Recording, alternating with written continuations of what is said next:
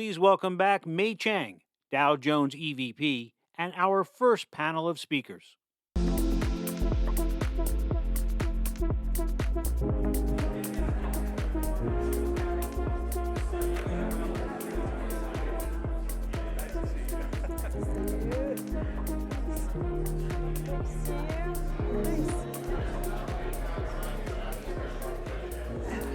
Okay.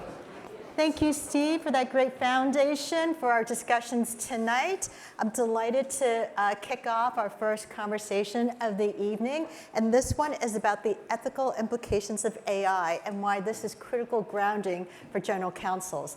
Now, we've had a few pre-calls in preparation for this conversation. And I have to tell you, each one of these conversations was more scintillating and thought-provoking than the last one. And so I know we have so much ground to cover tonight, so I'm really excited about it. Before we start, I want to introduce all of you to our exceptional panelists of experts here. So starting from my far left is Danny Tobey. He's the global co-chair and chair of DLA Piper America's AI and data analytics practice at DLA Piper, which is one of the world's largest law firms. Because that doesn't keep him busy enough, Danny is also a medical doctor and successful software founder. Next to him is Kay Firth-Butterfield. She is the CEO at Good Tech Advisory. Kay was also the inaugural head of AI and machine learning at the World Economic Forum. Last but not least is Luciano Floridi. He is a philosopher by training. He's currently the founding director of the Digital Ethics Center at Yale University after having journeyed across the pond where he was director of Oxford University's Digital Ethics Lab. A warm welcome to all of you. Thank you for being here with us tonight. Thank you. Okay, Luciano, I'm going to start with you. You were involved in putting together the ethical framework for AI in the EU that later became part of the AI Act. Can you talk about what you or the EU were contemplating that you were trying to protect in those initial conversations, and how did that morph into a conversation and thought about risk and the definition of risk? Oh, sure. Thank you for the invitation and the risk you're taking in having a philosopher. How many times do you meet one? Only FDI, so congratulations. That takes some boldness.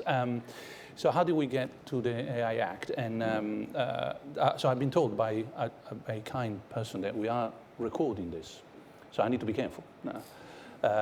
More confessions during the drinks. Here is the official version.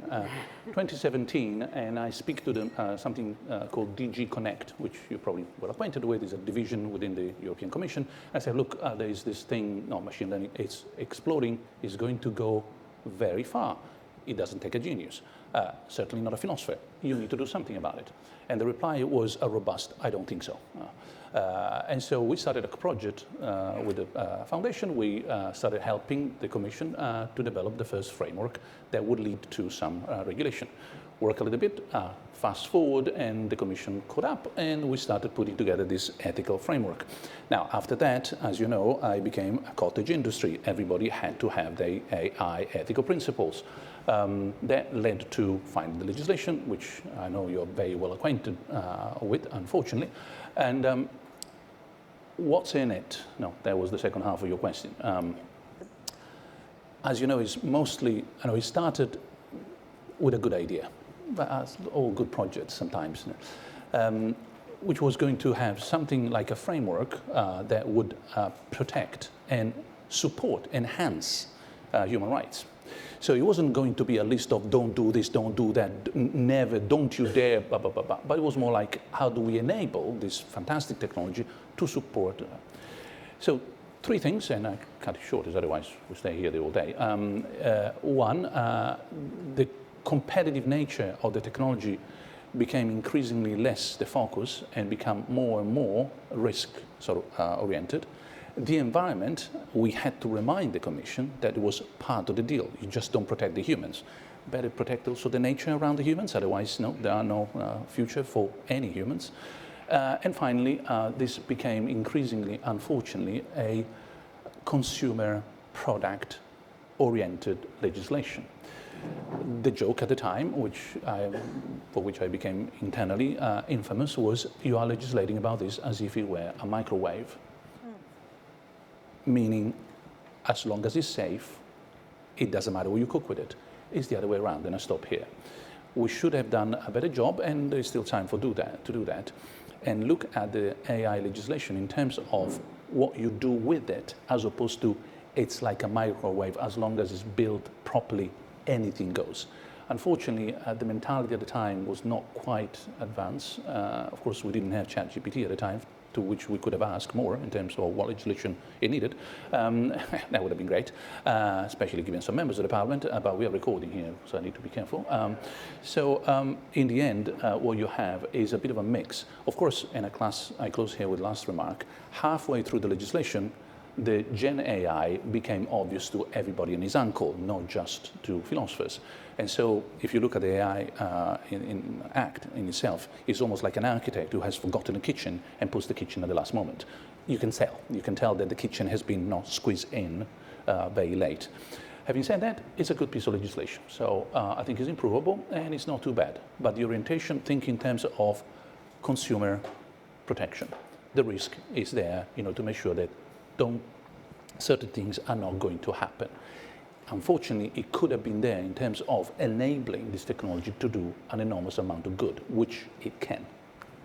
Okay, let me turn to you to get your pulse on something more contemporary, since you have this depth of knowledge. In 2014, you were the first known chief AI ethics officer when you were working at an AI company in Texas. Today, you run your own company consulting governments and business on how to responsibly deploy AI. So taking a pulse from looking over across this decade, now that the discussion has moved from a broader societal level to more like nuts and bolts about what it means to businesses, do you think businesses have a better grasp and understanding of the risks and exposure of AI? And then on the flip side, what about consumers? Do they trust companies to create their own governance? Yeah, sure. Thank you. Thank you for having me. So let me go with customers first, because I think your customers are also your employee or somebody else's employees, and their customers are your employees. So I don't think we can disassociate them. And so it's important to have a look at how people are thinking about AI. And I really sort of think of 5 things here. First of all, there is an Oxford University, Reuters, and BBC study that came out that took the pulse of 12,000 people across 7 nations, and it was out in May of this year. And it found that a lot of people had not even heard of ChatGPT. And just to bring it back to the US, 47% of people from this sample had not heard of ChatGPT. So if you convert that into your customers, or you convert that into your employees, then potentially you have a problem right there. I think the other thing that we're seeing is that multiple surveys say that our consumers don't trust companies to actually do the right thing with AI. So polls consistently show 3 out of 5 or 4 out of 5 people not trusting your companies to deploy AI in a way that doesn't affect their rights adversely. I think that we are also seeing those sort of numbers. There's a Gallup poll last year suggesting that really Americans want a federal agency to regulate AI. And so there's a lot of fear out there, and it's not surprising that there's a lot of fear out there because, where do most people get their intelligence about AI if they've never heard of ChatGPT? Well, sci-fi films, what they've read and seen, and disinformation, misinformation, the problems of this election cycle around AI. probably some mental health problems that they're maybe seeing in their family from social media. And so really, to run the example of sci-fi, they're seeing the dark side of AI. And so when we're thinking about our customers and our employees, we're going to need to try and switch that for them. The other thing I think that we should be considering is the climate change impact of artificial intelligence. Every time we ask a question of ChatGPT or similar, we're using a quarter of a litre of water. And so I think that as we move forward and people do become more cognizant of the climate change aspects of using AI, we will begin to see that as a factor in how consumers think about it, think about use of AI. And also, of course, you probably read that there's likely 3 Mile Island, one of the reactors are likely to come back online to provide power to Microsoft for AI. And that might, in and of itself, cause some conversation amongst our customers. But I think, to go to the first part of your question,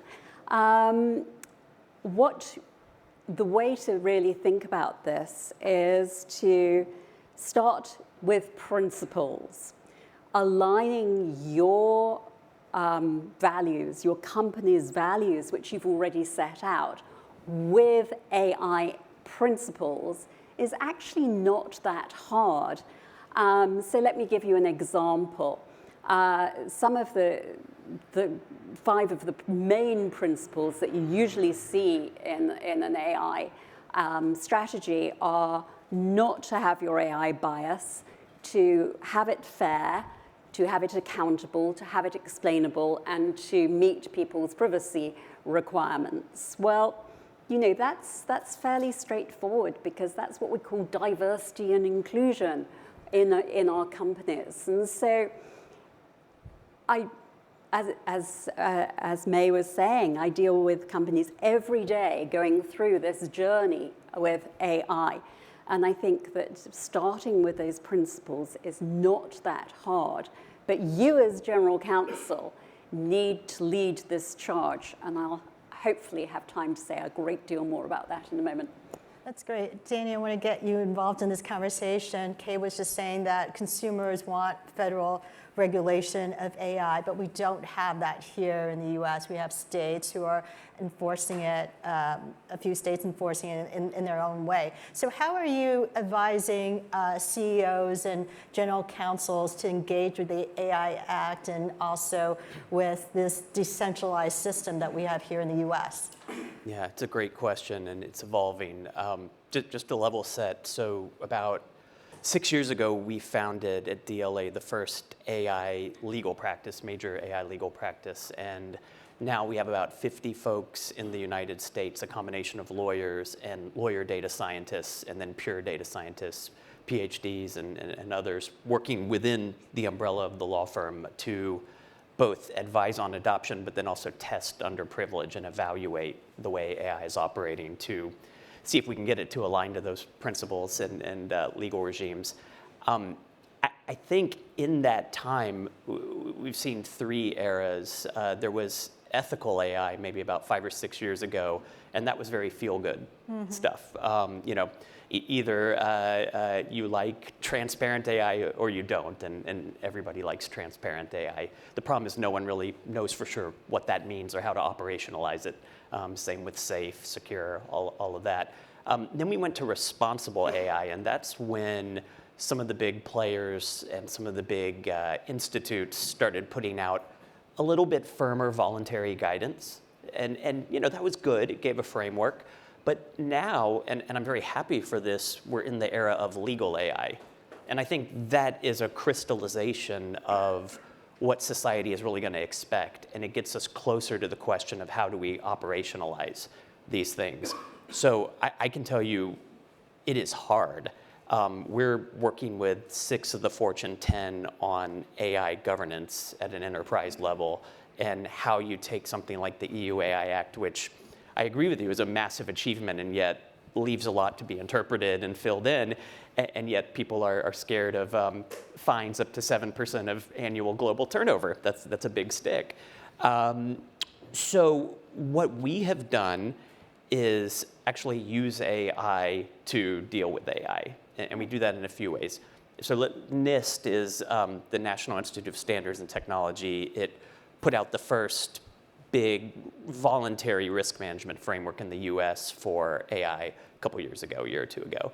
And we used AI to atomize it into its individual controls that a company would have to do if they wanted to, literal strict text mesh up with NIST. 900 or so distinct requirements. We then used semantic analysis to deduplicate those, to cluster them, and we got it down to an easy 600 or so controls. It's not practical for a company. Not every company needs 600 controls on its AI. So what we do is we crosswalk against all the major standards.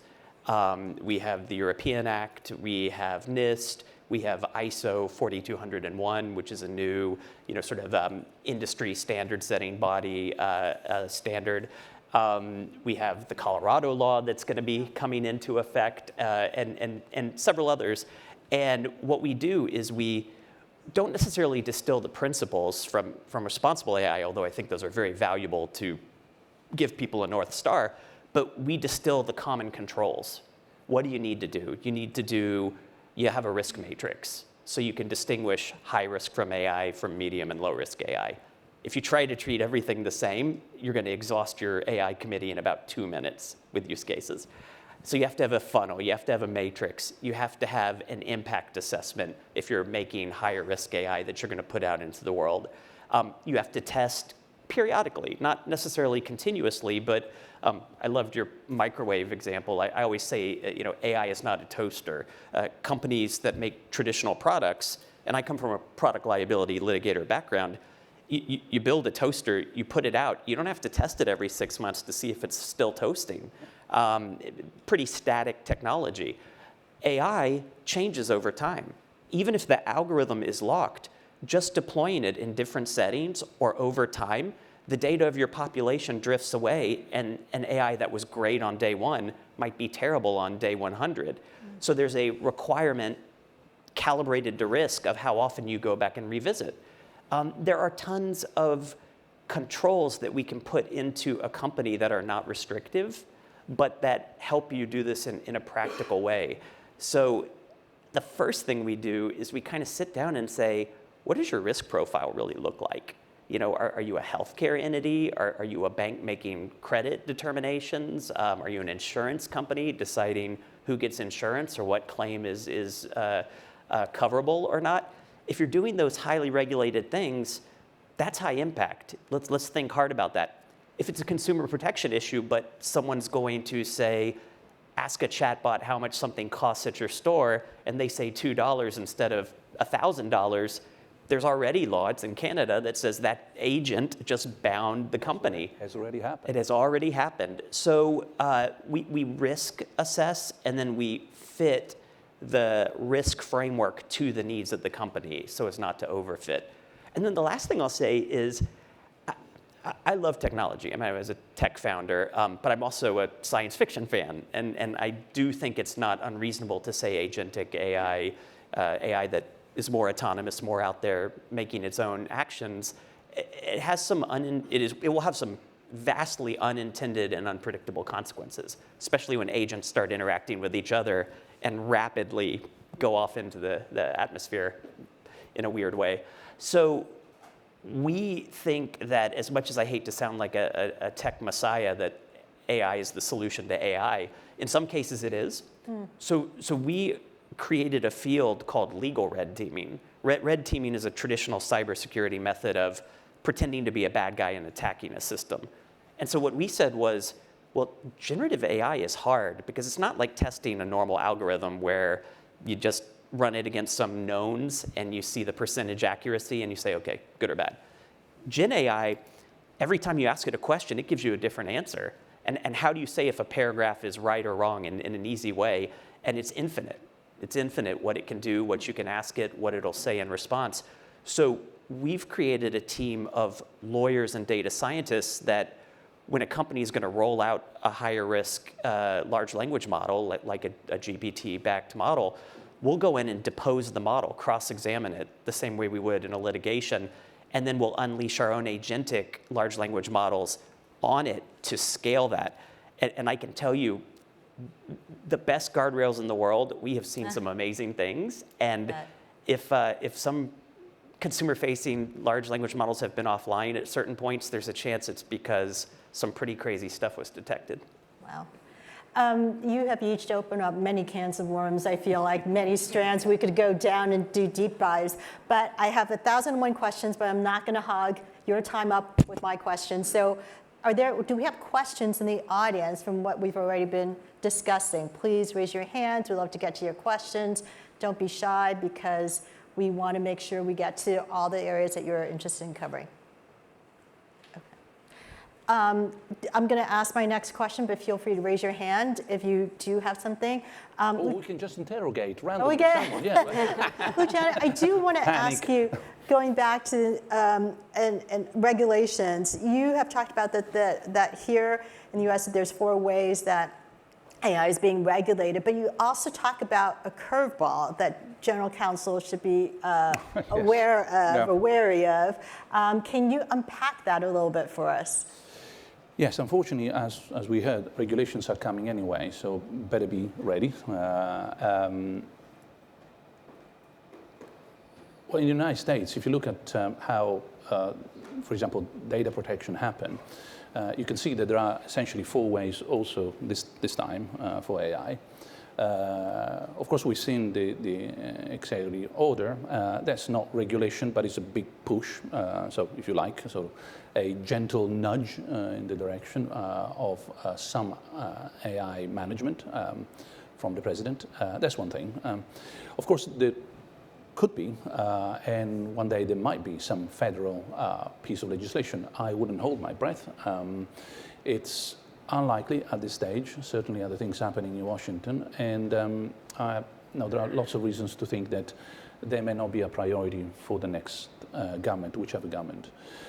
Then, of course, you have a state legislation, and Colorado went first, but Connecticut is next. That already opens another, as if we needed, can of worms, which is how that is going to happen state by state. It did happen for data protection. Now, from a European perspective, trust me, that is going to be a headache, because we had that headache back in Europe. Fragmentation, I open here, and it's not going to be the same legislation in Colorado as in Connecticut, as in Texas, or next. Now, the good thing is that senators, state-level senators, try to make photocopies. You speak to the organization, you speak to them. In fact, we are going to host the first AI legislation senator state-level conference at Yale to talk to them and try to understand what they are cooking. The best thing that can happen is that they make a photocopy of each other. But the curveball is the 4th, as if this was not enough. We have seen this with cryptocurrencies, so it has already happened. When, especially in the United States, but not only, Europe is the same, when a piece of legislation is not there, agencies borrow from other pieces that might be even remotely relevant and regulate by enforcement. This happens on a regular basis, has already happened twice, for example, clearly in Europe, using the GDPR, which is not meant to regulate AI, in order to, in that case, bash OpenAI twice. Here is probably going to happen. I have a quote somewhere that I wrote here very quickly. The chairwoman of FTC, April 2023. There is no AI exception to the laws on the book. You've been warned. And that's the curveball. Now, that is unfortunately meaning that someone, for example, is going to use copyright legislation to deal with whatever these AI models are doing in order to train their models on, say, network level data and so on, or may use something about data protection, or now even environmental protection for the consumption of energy, you name it. So this is a curveball because unfortunately there is a vacuum, legally speaking, and in order to do something about it, things may come from different corners, and it's unpredictable. It's a shame, it shouldn't really happen, but after the Supreme Court decided that Chevron was going to be sort of overcome, agencies which had two sort of ways of regulating, one writing rules, the other one was ruled by essentially enforcement, lost one. So now the only tool they have in order to deal with the vacuum of a piece of legislation is enforcement. At that point, the curveball can come from any corner. That is a bit unpleasant. So final point, if I may. Look at you. Yes, okay. For once, something that one can pick up from the European experience, harmonization. That will be one of the biggest challenges in the future. Harmonization between the four kinds, the executive order, which has to harmonize maybe with some federal legislation, maybe with the state level legislation, maybe with some law enforcement, plus harmonization transatlantic. For legal experts, it's a party. We're quickly running out of time. Does anybody have questions? This is Howard Lee, Sun Chemical, Chief IP Counsel. So I had a question about ethical ramifications of using confidential information in an open AI or closed AI system. So we've updated our NDA form to put in a clause about the use of open AI, but a lot of our older NDAs, or the NDAs that we signed that are more than a year old, will not have that clause in it. So it's not covered. All the confidential information that was shared is not covered by an AI clause. Have you used, or have any of your clients used the confidential information they've received previously in an open AI system because it hasn't been covered by the NDA? Yeah. Go ahead. I think it's a great question. And I haven't encountered a company that has done that. But then I think the types of company that comes to me tend to come because they know that I have a reputation in responsible AI. So maybe they're self-selecting. But I can tell you that in my speaker contracts, I actually have clauses in my speaker contracts about using my words and images for deepfakes and uses in AI. So, Danny. Yeah, I mean, I see this all the time. Not that people are breaching NDAs and using it, but disputes over whether prior contracts in an earlier era cover, say, training a model on data that's been licensed. It is, and I'll say I'm not speaking on behalf of any client or anything like that, and we have clients who are both content makers and content and model users.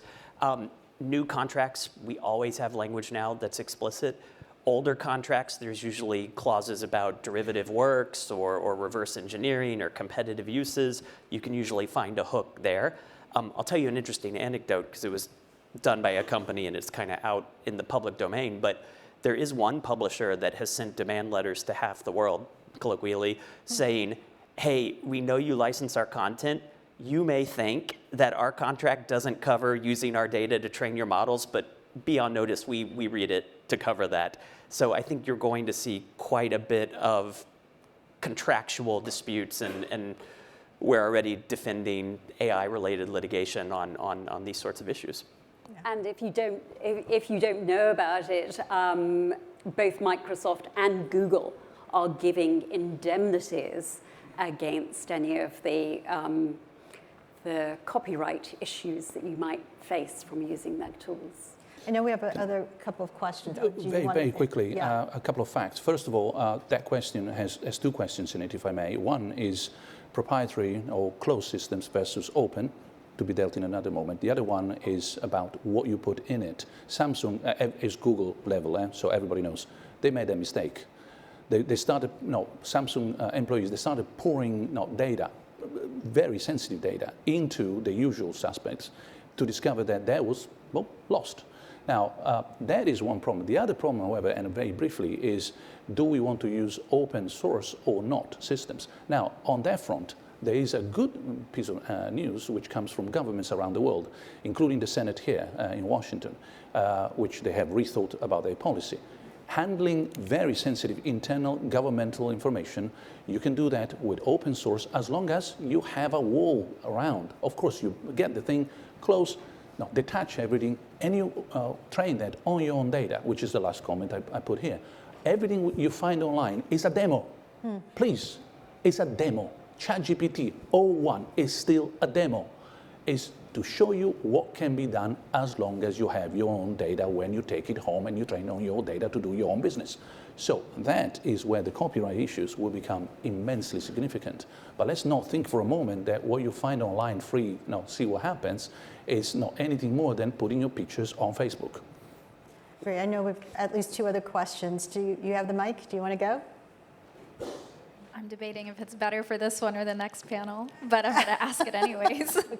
Aisha Mahmood, I'm the Privacy Counsel at MCore Group.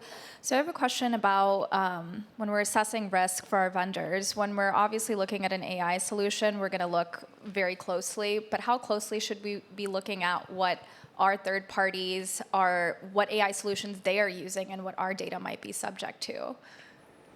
Dan, you want to start? Yeah, it's a very important question, and it goes beyond, I think, the privacy issue that you raised, which is a very good one, and how data will be used, but also who's responsible for the accuracy of that tool, who is responsible for the fine-tuning or localization of it if you're deploying it in certain places.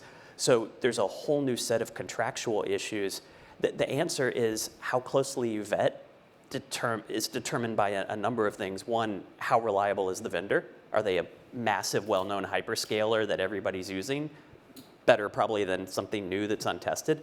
How high risk is the area? We've been retained right now by a retailer to test 2 different facial recognition solutions for optical bias for loss prevention. And the reason is that retailer has made a very important decision based on Rite Aid, an enforcement action out of the FTC, that even if the vendor created the tool, the company's ultimately going to be on the hook in the eyes of the regulator for something high risk like accusing someone of shoplifting when they didn't. So higher risk, smaller vendor, a lot more vetting.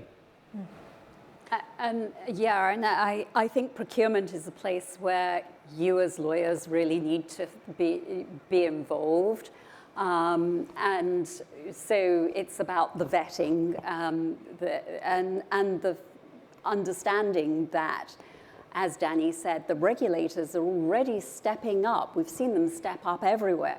We've seen the EEOC come out and say, literally, we don't care whether you're discriminating with an AI or with a human. You're still discriminating. So I think it's important to really think through that, and through the procurement tools. I think you might be shifting to address uncertainty as well as risk shifting when you're creating those contracts. I thought there was another question. Did you have a question? Yes. Good evening. I'm Lisa Stenson-Desamore, Senior Associate Counsel with the New York State MTA. Respecting enforcement and regulators, does the panel have any thoughts about the potential for, just as the SEC has issued final rules around cybersecurity toward companies that it regulates, have jurisdiction over, and the Department of Homeland Security having issued security directives, critical infrastructure companies, including transportation, to expand into artificial intelligence? Yeah. Danny, do you look like you want to start? Yeah, so I was on a panel with the SEC and FINRA 2 days ago, and they are so active in this area. If you're an investment advisor, they have a new proposed rule saying if you're using algorithms, predictive algorithms, there better not be a conflict of interest where it guides people towards your services. They're very concerned. FINRA's worried about deep fakes and fraud on banks and financial institutions. They are worried about systemic issues, and they're worried about AI washing, which is, in the SEC's case, public companies overstating what they're doing with AI, saying they're using AI when they're not, or understating the risks of AI to their organization. So SEC, FINRA, OCC, you mentioned DHS, they're all very rapidly putting out guidance and proposed rules and doing enforcement actions. Yeah, and I mentioned the EEOC as well just earlier. Luciano. Oh, sorry, I thought you were going to say something more. There's, as you know, the AI Act has left all the defense outside, also medical, partly because of these sensitive issues. But the other thing is, at least in general, the view is that the more sensitive the application, the less likely should be that you rely on Gen AI. These are probabilistic tools. They don't give you certainty. They're not like the old AI, which was basically mathematical deduction. You could prove that it was working that. So there's a context where in computer science called formal methods, where you can actually prove that the software in question does exactly and only what it's supposed to do. It may not work. It means that, like a pocket calculator, it stops working. But if it works, it always gives you 2 + 2 = 4, never 22. Those tools, they don't. You cannot prove that. You cannot be certain that once in a million will go bananas. At that point, anything that is highly sensitive, now the general perspective, strategically speaking, is be careful. Someone on the loop, and possibly, which is something that we may see in the future, symbolic AI on top of the general AI we have these days. In other words, sorry, the Italian needs 2 hands here. You got the old-fashioned AI that you can prove works according to standards and parameters, controlling what the Gen AI or the new AI, the neural network, so to speak, the statistical one, does a good job. So either someone in the loop or a tool that controls. But just unleashing these things for sensitive tasks, when this is just probabilistic, that would be insane. And just to add to that, I commend you when you're thinking about risk, there is a great report out by Swiss Re Global Institute, I think it's called Tectonic Tech, TECK, tonic shifts. And there they look at where areas that they think insurers might not be insuring AI use in the future. And so I think that's a really good place to start thinking about where are my risks. I know we're out of time, but I can't help but ask Danny you this question.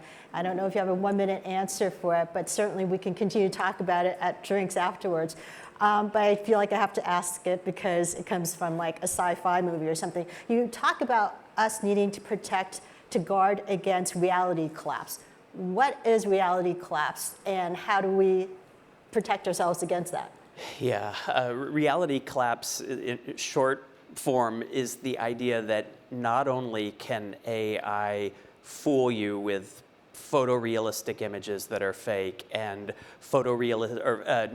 news stories that seem just like the New York Times and are fake, it can do it at incredible scale. And it can do 2 things. It can destabilize you in the sense of you believe things that aren't real because you can't tell the difference. It can also destabilize in the sense that you don't trust things that are real because you're so nervous it's a deep fake. And there's a lot of people working on solutions, but I saw a demo at the United Nations where they said, create a universe of fake information suggesting an improper relationship, and they gave 2 public figures. And I mean, it was popping up 100 tweets, different news articles from different newspapers with photos, a secret recording, all of it fabricated, but just swarming a whole universe of fake information. So it is a big challenge for companies and for people. Which is why we need to recognize that by this time next year, there will be more data on the internet created by AI than created by humans, and that will take us to a new stage of risk. unfortunately, we have to park it here. I want to make sure we have enough time for the next conversation. But this has been mind-boggling. And the good news for the rest of us is that Danny, Kate, and Luciano will be around for the reception at the end of our conversations. So please grab them with your questions if you didn't get them answered already. Get to them before I corner them with the rest of my questions. Thank you all for being here with us tonight.